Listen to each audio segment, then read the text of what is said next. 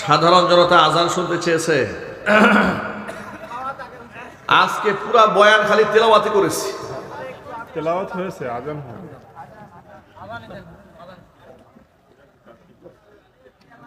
রাত তো অনেক বেশি হয়ে গেছে, যাক একটু আজান শোনাচ্ছি ইনশাআল্লাহ। আল্লাহু আকবার, আল্লাহু আকবার।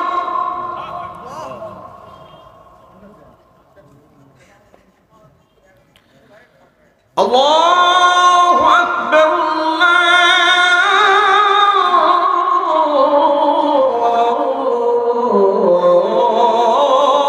আল্লাহু আকবার।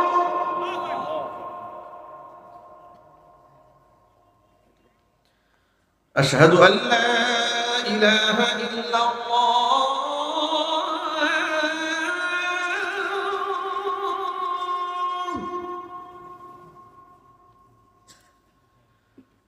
أشهد أن لا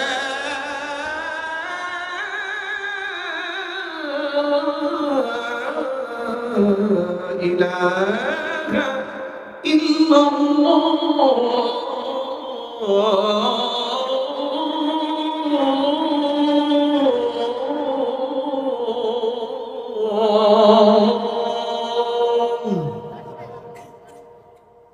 আজানের এই ধ্বনিটি এখন গভীর রাত, মাইকে কয়েক কিলোমিটার চলে যাচ্ছে।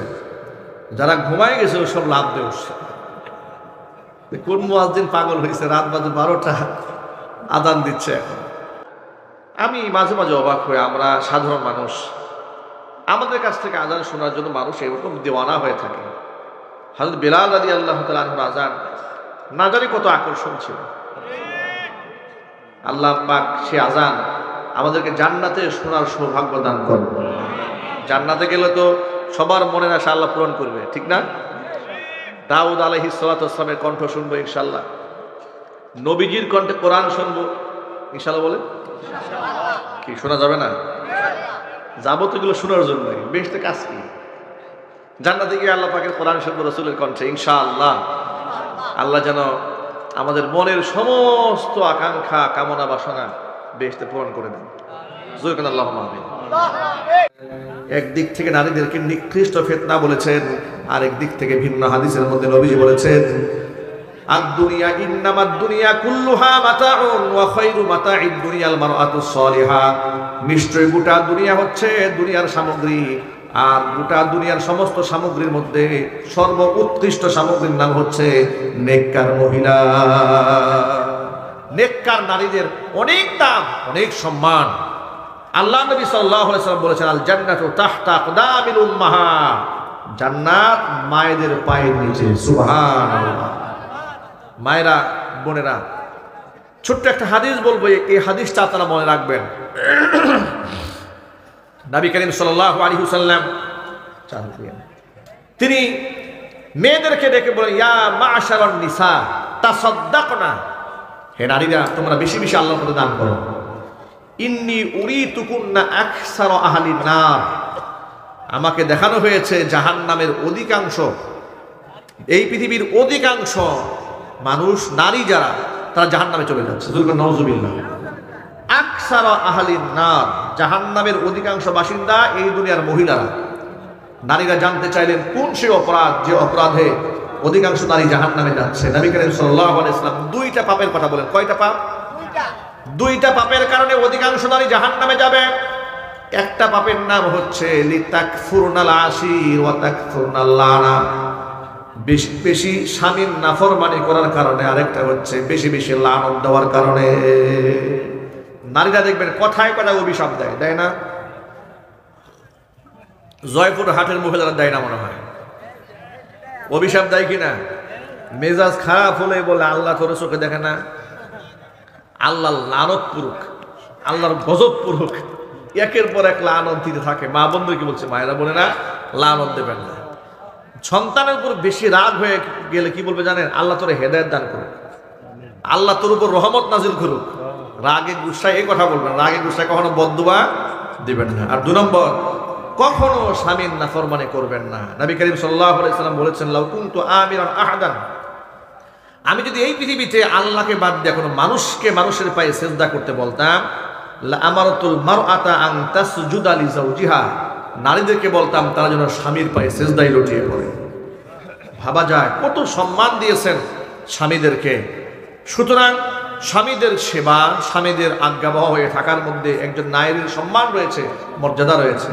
অনুরূপভাবে আবার স্বামীদেরকেও বলবো, এমন যেন না হয় যে আল্লাহ তো আমাকে একবার নবাব জাদা নসরুল্লাহ খান বানাই দিয়েছেন, আমি সলিমউদ্দিন, আমি বউরে কোনো খেদমত করবো না, সম্মান দেব না, অধিকার দেব না, আমি শুধু সম্মান তালাশ করব। এটা হবে আরেক ধরনের বেইনসাফ, নাফরমানি। ঠিক কিনা বলেন?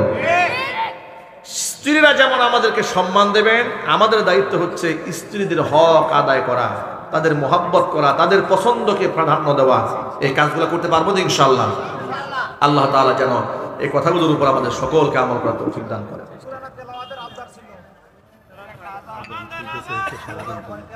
সাধারণ জনতা আজান শুনতে চেয়েছে। আজকে পুরা বয়ান খালি তেলাওয়াতি করেছি। তেলাওয়াত হয়েছে, আজান হয়।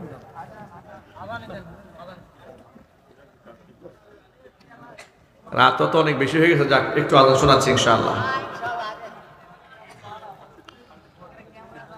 আল্লাহু আকবার, আল্লাহু আকবার।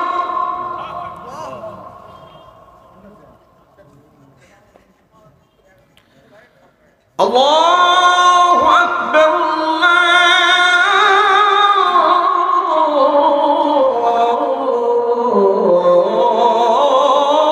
আল্লাহু আকবার।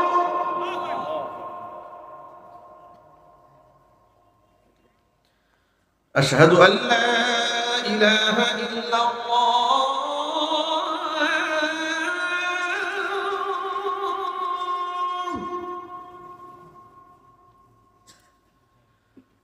أشهد أن لا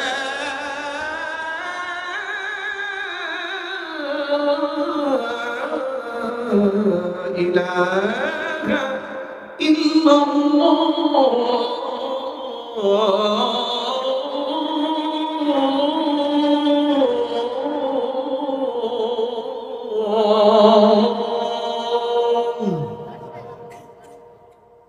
আজানের এই ধ্বনিটি এখন গভীর রাত, মাইকে কয়েক কিলোমিটার চলে যাচ্ছে। যারা ঘুমায় গেছে ও সব লাভ দিয়ে উঠছে। কোন মুয়াজ্জিন পাগল হয়েছে, রাত বাজে 12টা, আজান দিচ্ছে এখন। আপনাদের আবেদনের প্রেক্ষিতে আজান এতটুকু শুনিয়েছি। আল্লাহ তাআলা আজানের এই কণ্ঠের মধ্যে যে আকর্ষণ রেখেছেন, আমি মাঝে মাঝে অবাক হয়ে, আমরা সাধারণ মানুষ, আমাদের কাছ থেকে আজান শোনার জন্য মানুষ এরকম দেওয়ানা হয়ে থাকে। হযরত বেলাল রাদিয়াল্লাহু তাআলা আনহুর আজান না জানি কত আকর্ষণ ছিল। আল্লাহ পাক সে আজান আমাদেরকে জান্নাতে শোনার সৌভাগ্য দান করুন। জান্নাতে গেলে তো সবার মনের আশা আল্লাহ পূরণ করবে, ঠিক না? দাউদ আলাইহিস সালাতু ওয়াস সালামের কণ্ঠ শুনবো ইনশাআল্লাহ, নবীজির কণ্ঠে কোরআন শুনবো ইনশাআল্লাহ। বলে কি শোনা যাবে না? যাবো তো এগুলো শোনার জন্য, বেহেশতে কাজ কি? জান্নাতে গিয়ে আল্লাহ পাকের কোরআন শুনবো রাসূলের কণ্ঠে ইনশাআল্লাহ। আল্লাহ যেন আমাদের মনের সমস্ত আকাঙ্ক্ষা, কামনা, বাসনা বেহেশতে পূরণ করে দেন। জোরে আল্লাহুম্মা আমিন।